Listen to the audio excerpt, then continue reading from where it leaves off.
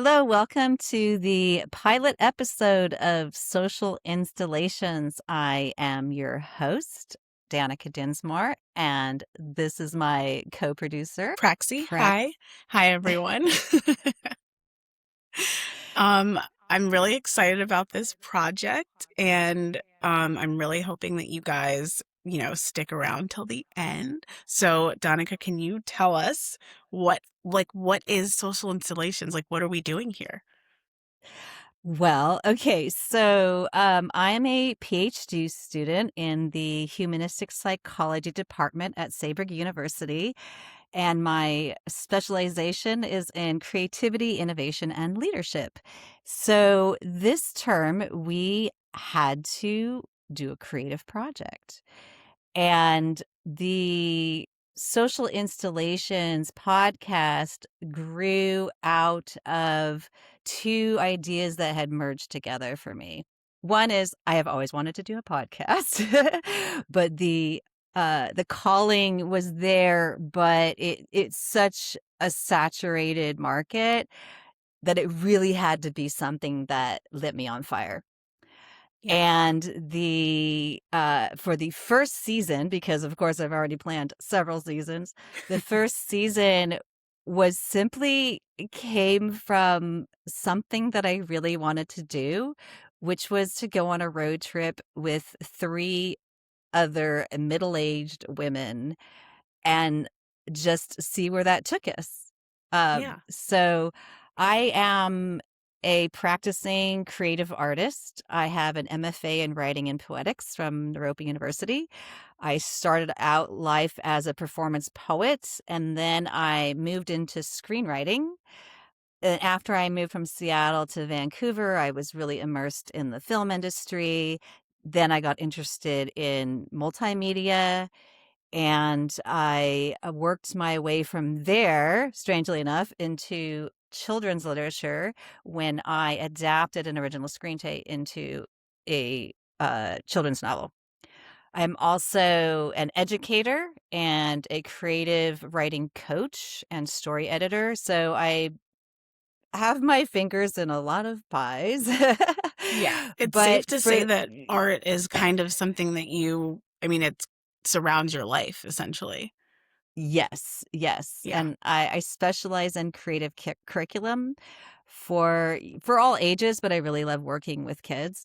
And so as an educator, I have always been very process oriented, right? It's not about getting from here to there very quickly and perfectly.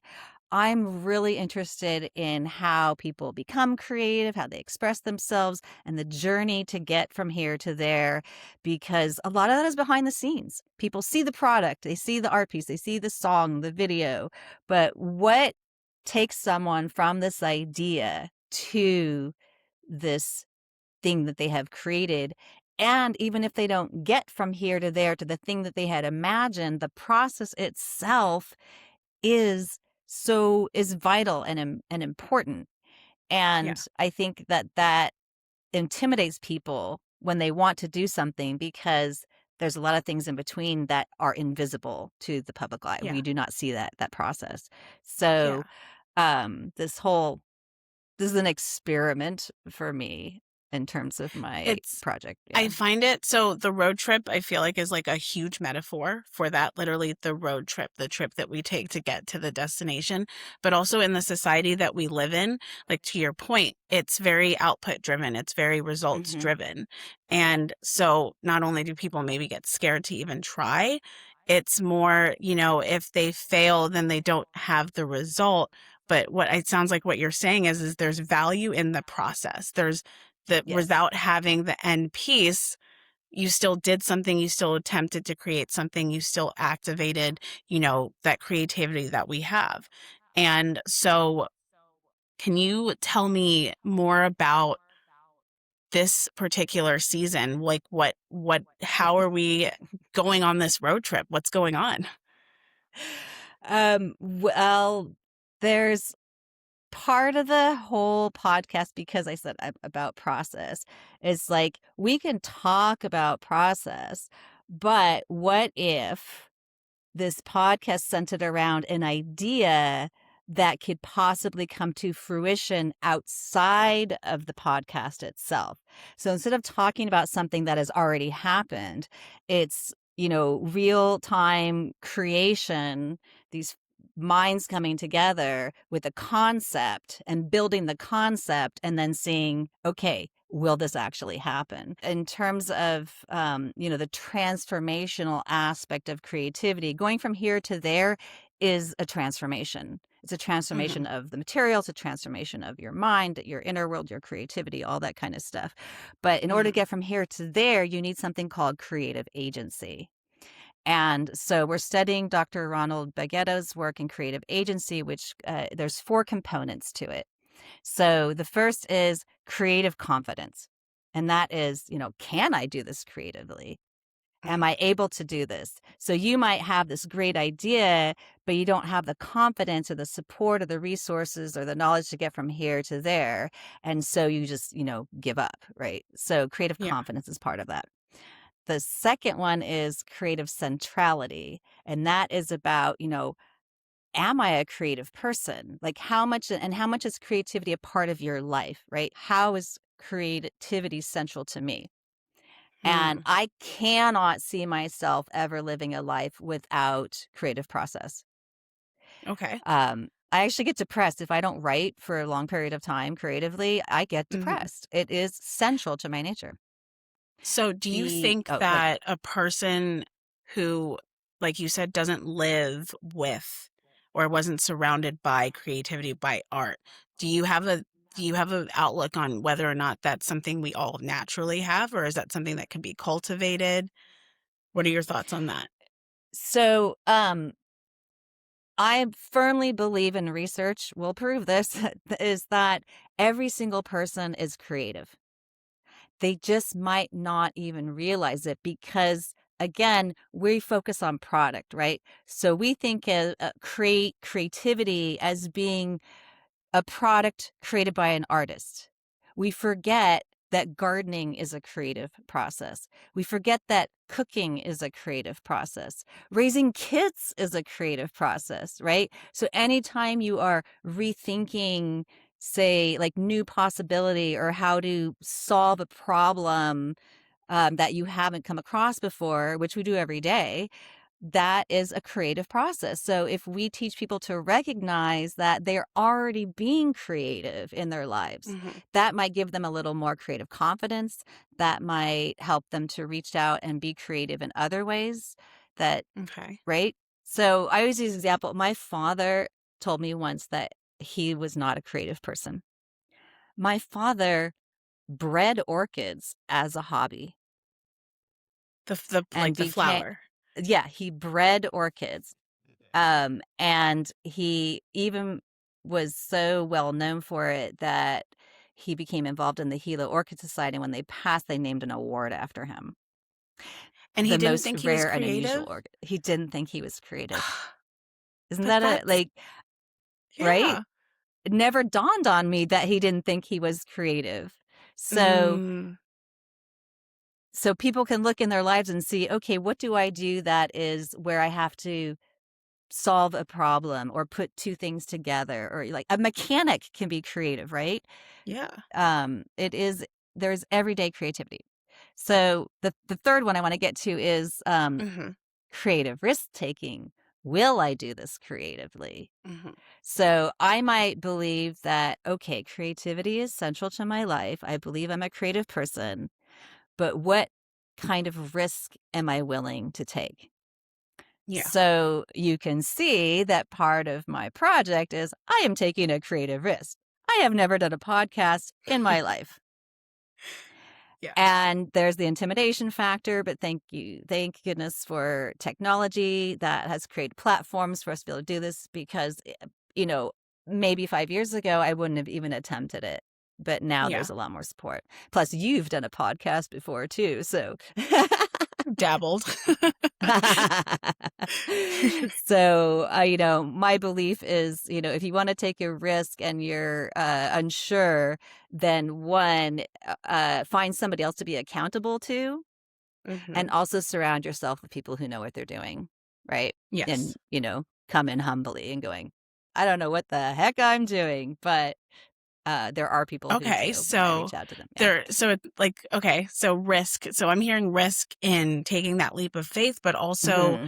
in the unknown and Yes. knowing when to humble yourself or, say, I don't know what I don't know, and giving someone else creative agency in to help support your creativity and give them Hmm. the opportunity to help you with what Hmm. they know. So this is, I mean, this kind of is, it's a Right. very wide woven web. And because, I like to take things up a notch and I'm a glutton for punishment, beyond just doing the podcast, there is a huge risk because we have not told people the how does this thing that we're creating get off the ground and become a thing in the Mm, outside world. So this is a whole nother risk. It is going to be done via crowdsourcing. So okay. the thing during each season, the thing that we're building, the idea that we're generating, and the project that we want to take on will only happen if the audience funds it to happen. So, That takes social installations. I mean, exactly. literally. Yeah. So hence the name social installations. It's a play on the word, art installation. We're taking Yeah. something social and creating a public installation about this idea that we've created during the podcast. That will only happen if the audience falls in love with the idea too. So the Yeah. podcast could fall on its face, the funding could fall on its face. The Hmm. like there's so much risk here that I'm nervous and excited at the same Yeah. time. I don't, and I That's, honestly, I've never heard of anything like this being done before. And part of our program, it's creativity, innovation, and leadership, right? They hmm don't want you just to be hmm creative. They want you yeah. to be innovative. So Yeah. this is new. I wanted to This is, mention the last of the four of Beghetto's four aspects of a creative agency is creative self-regulation. Creative self-regulation is how will I do this hmm creatively, right? So how do I get from here to there? What are the steps from going here to there? Can I identify them? Can I follow them? And can I stick with them? Because there will yeah. be a point in most creative endeavors where I use the example of when I'm in the middle of editing a novel, or writing it, when I'm stuck in the middle of it, I call up a friend who I call every single time and I go, this is the suckiest piece of suck that ever sucked, right? Because it is in the middle of it sometimes. Its Yeah. creativity is messy. Yeah. So, do I have the self regulation to recognize that this is a process? This has happened to me before in each book that I wrote. And how can I get to the end from this space of despair, right? That's creative Okay. self regulation. Wow. Okay. So we're going to basically witness this road trip Mm-hmm. planning, the process, the Yes. planning Mm-hmm. These in real four women. time. Okay. Mm-hmm. Wow. And then it is up to listeners to support literally and crowdsource the actual execution, which is the end product. And then Mm-hmm. it's a win-win because the road trip planning, the creative process, that's what we're really here for. We're really here for that to Mm-hmm. show the value in that. And, the actual road trip is just a wonderful bonus at the end. And we would be documenting it as well. So the road trip, Amazing. of course, would be documented, and then we Yeah. would splice this together to create, like, who knows, we have thousands of hours of material, but Yeah. to create a short documentary. But also, we're hoping that that we have a wide enough audience so that when we go on this road trip, there are actually people who are fans where we go, Yeah. and maybe we can involve them. And who knows, Yeah. like it is, there's a lot of unknown There's here, which, so yeah. many possibilities. So the premise of the road trip is that each woman gets to pick one destination, and within that destination, the public social installation that they do. So we're going to do it within 5 days. So there are, in creativity, there are also parameters and constraints. Okay. So Hmm. the parameters of the constraints are we have 5 days, so we can't drive to Brazil or anything, although that would be really cool. Yeah. So there are parameters and constraints. So Hmm. during the podcast, each woman will be exploring um first we'll talk about the structure and how we're going to like go about the planning in the first episode, and then the next episodes are all about each woman presenting where they want to go and their ideas and figuring out how to work this all together. Okay. Again, completely, I have no idea like Yeah. what their plans are, and they have no idea what my plans are. We will be Yeah. meeting for the first time together, I should say that, right? None Yeah. of us have spoken together about this project. We're meeting for So, the and first time. so, Yeah. I mean, in real time, like Yes, everything is in absolutely. real time. The Chaos. collaboration, the getting to know each other. Oh, this is so incredible. So then, okay, so we have you, and can you tell us Mhm. who else is joining in? Yes, meet the cast. So, the Maury Bernstein is a friend of mine. I've known her for 15 years, when she moved to Vancouver, where I was living at the time. She started her creative life as a performer, including 11 years as a comedy improviser with Comedy Sports Los Angeles, and you're going to fangirl when I say this, 7 seasons under Salem the Cat on Sabrina the Witch. She was the puppeteer for the cat on Sabrina That the Teenage Witch. I feel You like might know that's her just my from, favorite. I recognize you. Yeah, And that's does, like my yeah. favorite little tidbit. Fun fact. And dozens of puppets in Team America, World Police. Some people might also know that one. So she is the first person on well, they're all coming on together, but I don't want to say much more than that because I want them to, relate their own personal experiences. Yeah. So the second person is Lori Watt, also from the Vancouver area. I know her through Women in Film. She happens to be we're in development on a feature film of mine that she's been in love with for like ages. It's in development hell, as they say. Anyway, so Lori is a queer performer, actor, producer, writer, and director. She has 2 films in the festival circuit right now. Her debut short film Henderson has like won all kinds of awards and filmed everywhere, and her first produced feature sci-fi film Time Helmet is it's just been released, and I'm not sure how to watch it. Maybe we can ask her.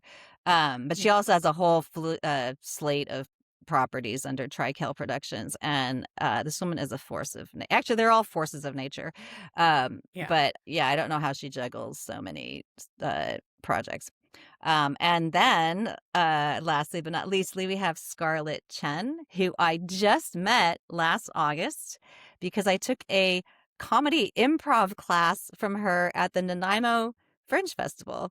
She is an award-winning screenwriter, comedian, and performer working across stage and screen and stand-up, which is what I met her originally about. So she's originally from China, and her screen work includes an original series produced by HBO Asia, and she regularly performs at festivals all over. So stand-up comedian, Wow. yeah. So what a You have, cast, right? yes. I mean, take all my money and let's go on this road trip. You can Yeah, have it, and let's go to point to point.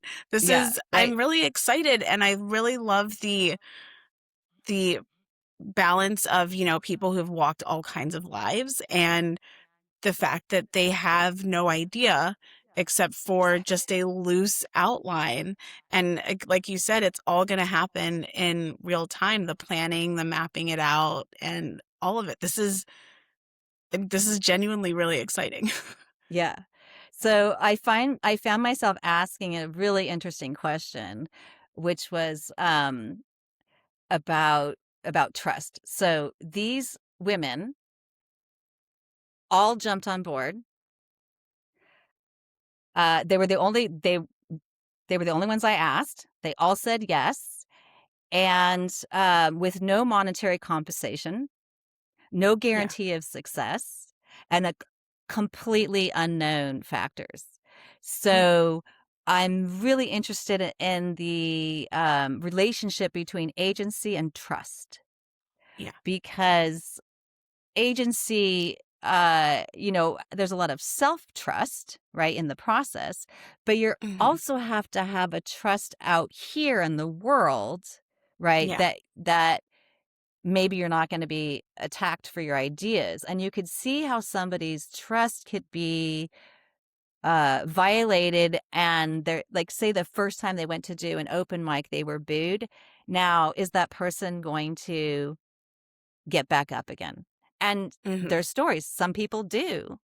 Mhm. But every creative artist has had moments like that, right? All Yeah. of us have had the thing where like nobody showed up, or everyone was talking while you were singing, or you got a fail F mark on a poem that you wrote in, Mhm. 6th grade. So we all have that. Yeah. But what was it about me that they trusted, Yeah. right? To say yes. Especially for Scarlett, because I Mhm. had only met her once.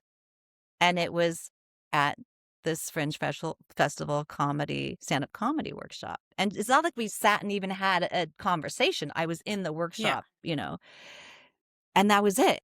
And so I'm really interested in finding out, why did you say yes? Right? Yeah. Um, so that so my trust in them, their trust in me, our trust in like all of this. So Yeah. there's definitely a relationship between agency and trust. Yeah. Yeah. I also think that, um, given the background of the 4 of you, I wouldn't be surprised if it's like I had this theory that, these are 4 creative people. And I don't know that all either 4 of you could turn away from I mean, tantalizing creative offer. Just knowing and hearing their backgrounds, knowing you, it just sounds like if it's like dangling can't like, like you got to take it. It's Yeah, yeah. this is such a cool concept. Like you said, it's innovative and it's unknown, but again, very unique. And I can't wait to see what they make of it and what the 4 of you guys make and the road trip to the road trip. Oh, I the mean, road it's trip's so gonna cool. happen. Yeah, it's happening. It's Right. happening. So we should let our audience know that Praxi will be mostly behind the scenes this season. Yes. We don't Yes. know what's going to happen for the next seasons. Yeah. It could be swapped. It could be like both of it. Who knows? But Yes. she's going to be behind the scenes making the magic, and I'm very grateful for that. Praxi, you've been an amazing co-producer. I feel like Oh, we thanks. just, you know, we Instant. just, yeah, we just work really well together. Yeah. Was there anything else that we needed to let our audience know before So we sign off? yeah. So for the crowdsourcing information, we will always have that linked. So you will be able to find the link for that right at the in the bio, and we will Mm-hmm. also be letting you know exactly what platform we'll be using after each official episode. So post this intro for, the actual planning with the ladies. You guys are going to know exactly how to find it and how to support and, listen and follow along, and we'll have every link available to you that Mm-hmm. I can possibly fathom. And I'm just going to think, what will they want? And it'll Mm-hmm. be there for you guys. And And just we will have stay a home tuned. base at Oh, yeah. socialinstallations.com. Oh, yeah. Yeah. So Yes. socialinstallations.com will have, yeah, will be the home base for everything. So if there's anything that Hmm. you want to find, like how to fund, Hmm. want to find out any more about our guests, if you want to find out and vote for Yes. next seasons, if you Yes. want to learn more about the academic theories, creativity Hmm. theories, I will Hmm. have, for the geeks out there, I will have lists of Yes. references, and it will be just a fountain of information and ways Oh, to yeah. support and join. Yeah, yeah. Socialinstallations.com will essentially just be the portfolio for the project, and it'll be like Yeah. that living document, so to speak. Yeah. And I think that is really it, guys. You just have to jump in and get planning with us, and let's see where we're going, because we are going. We're going. So excited. So exciting. All right. Thank you so much, Praxi. Thank you, Donica. I'm so excited. And you guys stay tuned and check us Yep. out. Bye. You've been listening to Social Installations Creative Thinging, Season 1, The Road Trip. For more information on how to fund, go to socialinstallations.com.